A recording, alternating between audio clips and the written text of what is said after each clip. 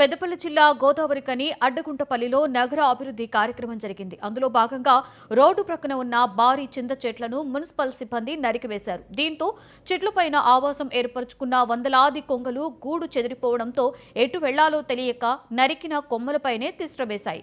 చెట్టు కొమ్మలు నేలపై కూలిపోవడంతో కొంగలు గుడ్లు కూడా పగిలిపోయాయి. చాలా కొంగ పిల్లలు చనిపోయాయి. గాయపడిన కొన్ని కొంగలకు వెటర్నరీ వైద్యులు చికిత్సను చేశారు. ఎటు వెళ్లాలో పాలుపోని కొంగలు కొన్నింటిని అటవీశాఖ అధికారులు పట్టుకుని సమీప అడవిలోకి వదిలివేస్తున్నారు. మృత కళేబరాలను మున్సిపల్ సిబ్బందికి తరలించారు.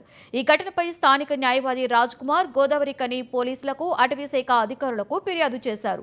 పక్షుల సంరక్షణ చట్టం వాల్తా చట్టం ప్రకారం కారకులపై కేసులు నమోదు చేయాలని అటవీశాఖ జిల్లా అధికారి సతీష్ కుమార్ ను న్యాయవాది కోరారు.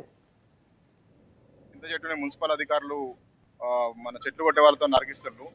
ఈ చెట్టు పైన దగ్గర ఒక కొన్ని వేల కొంగలు ఉండేటి. ఈ చెట్టు ఆ కొంగలు ఆ చెట్ల మీద ఉండగానే అమానుషంగా ఈ చెట్టు నరకడం వల్ల కొన్ని వందల కొంగలు చనిపోయినాయి. వాటి ఏదైతే నెస్ట్లు హ్యాబిటాట్ చెదిరిపోయింది. చిన్న చిన్న పిల్లలు కొంగ పిల్లలు అన్ని కూడా చెట్ల పైన ఉండడం వల్ల అవి చనిపోయినాయి. వాటి గుడ్లు మొత్తం డిస్ట్రాయ్ అయిపోయినాయి. దీనికి కారకులైనటువంటి రామగుండం అధికారుల పైన వైల్డ్ లైఫ్ సెక్షన్ల కింద కేసులు నమోదు చేసి వాళ్ళని పైన చట్టరీత్యా చర్య తీసుకోవాలని నేను ఈ సమయం నేను రిక్వెస్ట్ చేస్తున్నా. ఎందుకంటే ఈ డెవలప్మెంట్ ఎవరు మనం కాదనం, కానీ ఈ చెట్లని నరకుండా రోడ్డు ఆల్రెడీ వేసిళ్ళు. ఇది రోడ్డు పక్కన ఉన్న చెట్టు. ఈ రోడ్డు పక్కన ఉన్న చెట్టును నరకడం వల్ల వీళ్ళకి వచ్చింది ఏంది?